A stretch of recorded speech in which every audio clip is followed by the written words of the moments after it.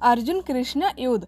एक बार महर्षि गालब जब प्रातः सूर्य आज्ञा प्रदान कर रहे थे, उनकी अंजलि में आकाश मार्ग में जाते हुए चित्रसेन गंधर्व की थूकी हुई पीक गिर गई। मुनि को इससे बड़ा क्रोध आया।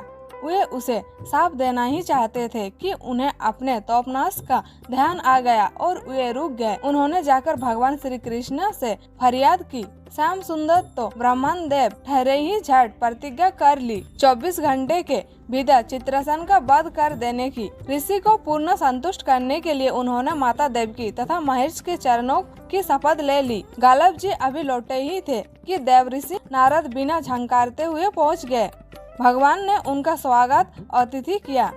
शांत होने पर नारद जी ने कहा, प्रभु आप तो परम आनंद कांद कहे जाते हैं। आपके दर्शन से लोग विषाद मुक्त हो जाते हैं, पर पता नहीं क्यों आज आपके मुख कमल पर विषाद की रेखा दिख रही है। इस पर श्याम सुंदर ने गालब जी के सारे प्रसंग को सुनाकर अपनी प्रतिज्ञा सुनाई। अब नारद जी को कैसा चैन आनंद आ गया। झटपट चले और पहुँचे चित्रसेन के पास। चित्रसेन भी उनके चरणों में गिर अपनी कुंडली आदि लेकर ग्रह दशा पूछने लगे। नारद जी ने कहा, अरे तुम अब यहाँ सब क्या पूछ रहे हो? तुम्हारा अंतराल निकट आ पहुँचा है। अपना कल्याण चाहते हो तो बस कुछ दान पुण्य कर लो। 24 घंटों में श्री कृष्ण ने तुम्हें मार डालने की प्रतिज्ञा कर ली है। अब तो बेचारा गंधर्व घबराया, वहाँ इधर उधर दौड़ने लगा। वहाँ ब्रह्माधाम, शिवपुरी, इंद्रयाम, वरुण सभी के लोकों में दौड़ता फिरा, पर किसी ने उसे अपने यहाँ ठहरने तक नहीं दिया। श्री कृष्ण से शत्रुता कौन उधार ले। अब बेचारा गंधर्व राज अपनी रोती पिटती स्त्रियों के साथ नारद जी की ही चरण में आया। नारद जी दयालु तो ठहरे ही, बोले, अच्छा जमुना तट पर चलो। वहाँ जाकर एक स्थान को दिखाकर कहा, आज आधी रात को यहाँ एक स्त्री आएगी। उस समय तुम ऊंचे स्वर में विलाप करते रहना, वहाँ स्त्री तुम्हें बचा लेगी। पर ध्यान रखना, जब तक वहाँ तुम्हारे कष्ट दूर कर देने की प्रतिज्ञा ना कर ले, तब तक तुम अपने कष्ट का कारण भूलकर भी मत बताना। नारद जी भी विचित्र ठहरे। एक ओर तो चित्रसेन को यहाँ समझाया, दूसरी ओर पहुँच गए अर्जुन के महल में सुभद्रा के पास। उससे बोले, सुभद्रे आज का पर्व बड़ा ही महत्वपूर्ण है। आज आधी रात को जमुना स्नान करने तथा दीन की रक्षा करने से अच्छे पुण्य की प्राप्ति होगी। आधी रात को सुभद्रा अपनी एक दो सहेलियों के साथ जमुना स्नान को पहुंची। वहां उन्होंने रोने की आवाज सुनाई पड़ी। नारद जी ने दिनोदार का महात्म्य बतला ही रखा था। सुभद्रा ने सोचा, चलो अच्छे पुण्य लूट ही लूं। वह तुरंत उधर गई तो चित्रसेन रोता मिला। उन्होंने लाख पूछा, पर वहाँ बिना प्रतिज्ञा के बतलाए ही नहीं। अंत में इनके प्रतिज्ञाबद्ध होने पर उसने स्थिति स्पष्ट की।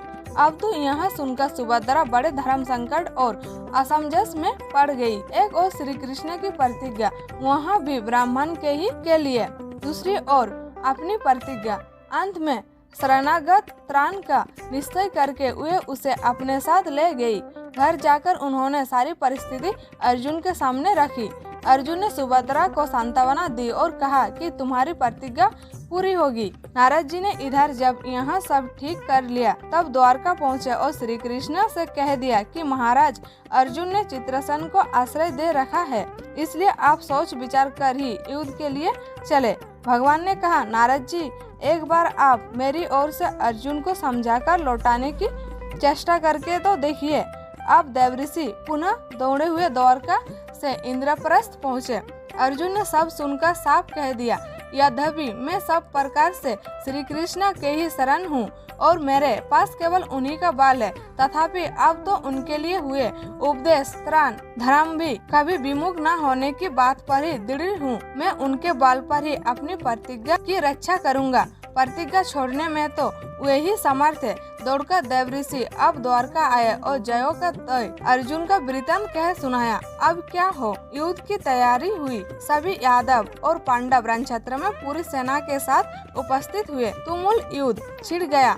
बड़ी घमासान लड़ाई हुई, पर कोई जीत नहीं सका।